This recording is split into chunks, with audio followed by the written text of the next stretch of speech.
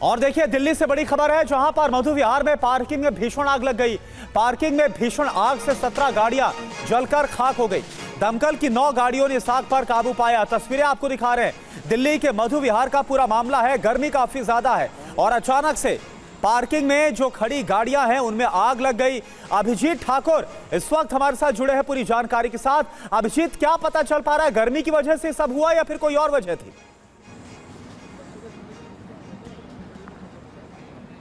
देखिए, आग लगने के कारणों का तो अभी तक पता नहीं चल पाया है, लेकिन ये डीडीए की पार्किंग है जहां पर 500 से ज्यादा गाड़ियां खड़ी होती हैं। मेरे पीछे आप तस्वीरें देखिए, तमाम आपको जहां तक देखेंगे आपको गाड़ियां ही गाड़ियां नजर आएंगी। लेकिन इस जगह पर आग लगने का कारण आखिरकार क्या था, क्योंकि यहाँ पर शॉर्ट सर्किट का भी ऐसा कोई पॉइंट नजर नहीं आता है, तार भी नहीं कोई ऐसी गुजरती जिसकी वजह से आग लगे हों। लोगों का ये आरोप है कि ये किसी व्यक्ति की शरारत हो सकती है या फिर यहाँ पर किसी कारण से आग लगी, ये जांच का विषय हो सकता है। लेकिन फिलहाल यहाँ से जानकारी यही सामने आ रही है कि लगभग 17 गाड़ियां जो है वो जलकर खाक हो चुकी हैं। और तस्वीरें आप देखिए कि किस तरीके से पूरी की पूरी गाड़ी जो है लोहे के ढांचे के अलावा यहाँ पर कुछ भी नहीं बचा है। स्थानीय लोग भी आकर, तमाम लोग जिनकी गाड़ियां जल गई हैं वो आकर इसे देख रहे हैं और उनका कहना है कि आखिरकार इतनी बड़ी घटना कैसे हो सकती है। डीडीए की एक बड़ी पार्किंग है और उनका कहना है कि सुरक्षा के यहाँ पर पुख्ता इंतजाम नहीं है, जिसकी वजह से निगरानी में कमी है और निगरानी में कमी होने की वजह से ही आग लगने के कारणों का पता नहीं लग पाया है। जो हमने पार्किंग मैनेजर से बात की तो उनका कहना है कि लगभग 1 दर्जन से ज्यादा बिल्कुल। तो क्या किसी की तरफ से आग लगाई गई, क्या हुआ था, कैसे ये सब कुछ हुआ, अभी इसकी जांच की जा रही। लेकिन 17 गाड़ियां जलकर मधु विहार की इस पार्किंग में खाक हो गए। शुक्रिया आपका इस पूरी जानकारी के लिए अभिजीत। तो दिल्ली में तापमान 49 डिग्री के पास तक पहुंच चुका है। इससे कम होने के आसार फिलहाल नहीं है। आग लगने की घटनाओं को देखते हुए अग्निशमन विभाग की टीम को सैकड़ों कॉल रोजाना मिल रहे हैं। अग्निशमन विभाग के अधिकारियों ने दिन रात एक कर दिया। दिल्ली में बढ़ते तापमान के बीच आग लगने की घटनाओं में बढ़ोतरी हुई है, जिसकी वजह से फायर डिपार्टमेंट को हर रोज 200 से ज्यादा आग लगने की घटनाओं की कॉल मिल रही है, जबकि पहले अमूमन 50-60 कॉल मिलती थी, जिनसे पिछले 5 साल का रिकॉर्ड तोड़ दिया गया। पिछले दिनों विवेक विहार के अस्पताल में आग लगने से 7 बच्चों की मौत हो गई। कृष्णानगर में घर में आग लगने से 3 लोगों की मौत हो गई। इसके अलावा बवाना, नरेला, पश्चिम विहार इलाके में कई फैक्ट्री में बड़ी बड़ी आग लग गई। इस साल तापमान 49 डिग्री के पास तक पहुंच चुका है, जिसके नीचे आने के आसार फिलहाल नहीं हैं।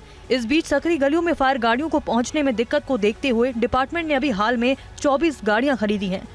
अगर किसी बिल्डिंग पर आग लगी हुई है, मान लीजिए ये हाई राइज बिल्डिंग है, तो इस तरीके से जो आर्टिकुलेटिंग वाटर टावर है ये ऊपर 30 मीटर तक पहुंचती है और इस तरीके से आग को बुझाया जाता है, उस पर काबू पाया जाता है। और अगर कोई उसमें फंसा हुआ होता है तो वो उसको स्काई लिफ्ट के जरिए रेस्क्यू कराया जाता है।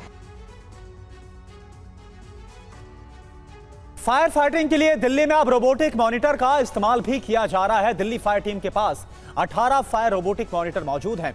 कैसे और कहां पर इनका इस्तेमाल हो रहा है, आपको बता रहे हैं हमारे संवाददाता पुनीत शर्मा। फायर डिपार्टमेंट के पास एक कारगर हथियार है, ये आप देख सकते हैं, जिसको कि मॉनिटर बोला जाता है। ये एक तरीके का रोबोटिक मॉनिटर होता है और ये इस तरीके से आग में आगे बढ़ता हुआ जाता है और इस तरीके से पानी की बौछार छोड़ करके आग को बुझाने का काम करता है। ये काफ़ी ज़्यादा कारगर साबित हुआ है। ये अगर आग बहुत ज़्यादा एरिया में फैली हो तो इस तरीके से ये आग पर स्प्रिंकल करता है और आग को बुझाने का काम करता है। इस वक्त रोबोटिक मॉनिटर है ये, और ये चल करके जाता है बाकायदा। इसको मशीन के जरिए, एक रिमोट कंट्रोल के जरिए चलाया जाता है। इस तरीके से मूवमेंट करता है, किसी भी तरफ मुड़ सकता है ये, और उसके बाद एक बड़े प्रेशर से लॉन्ग डिस्टेंस तक की ये फायर करता है। इसके अलावा अगर आग बहुत ज़्यादा फैली है और उस पूरे एरिया को काफ़ी तेज़ी से अगर आग बुझाना है तो इस तरीके के वाटर स्प्रिंकल का इस्तेमाल किया जाता है। इसमें हाई रेजोल्यूशन कैमरे भी लगे होते हैं, जिससे पता लग सके कि क्या कोई अंदर है या नहीं है। और बड़ी खबर है, गर्मी पर सीएसई की रिपोर्ट में चौंकाने वाले दावे हैं। रात में महानगरों का तापमान बढ़ रहा है। कंक्रीट और डामर के प्रभाव से ज्यादा तापमान, तेजी से बढ़ते शहरीकरण से गर्मी और ज्यादा बढ़ गई है।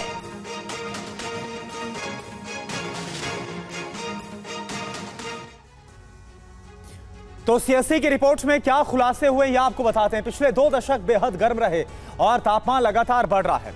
महानगर जैसे कि दिल्ली, मुंबई, चेन्नई में उमस बीते दशक से 5 से 10% तक बढ़ गई है। हैदराबाद में 10%, मुंबई में 8%, कोलकाता में 7%, तो वहीं चेन्नई में 5% तक उमस बढ़ गई है। इसकी वजह है बढ़ता हुआ शहरीकरण, क्योंकि बिल्ट अप एरिया लगातार बढ़ा है। 2003 में 31.3% बिल्ट अप एरिया बढ़कर 2022 में 38.2% तक ये पहुंच गया। और शहरीकरण का गर्मी कनेक्शन क्या है, ये खुद पर्यावरण विशेषज्ञ सुगीत ग्रोवर से सुनिए।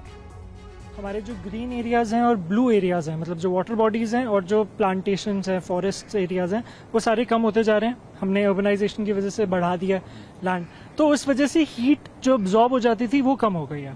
दूसरी चीज ये है कि हम लोग हीट प्रोड्यूस भी ज्यादा कर रहे हैं। अब आपकी गाड़ी है या एयर कंडीशनर है, ये हीट प्रोड्यूस भी ज्यादा कर रहे हैं, और अगर वो हीट प्रोड्यूस होगी और हम लोग सही तरीके से शहर डिजाइन नहीं करेंगे तो वो हीट ट्रैप होती जाएगी।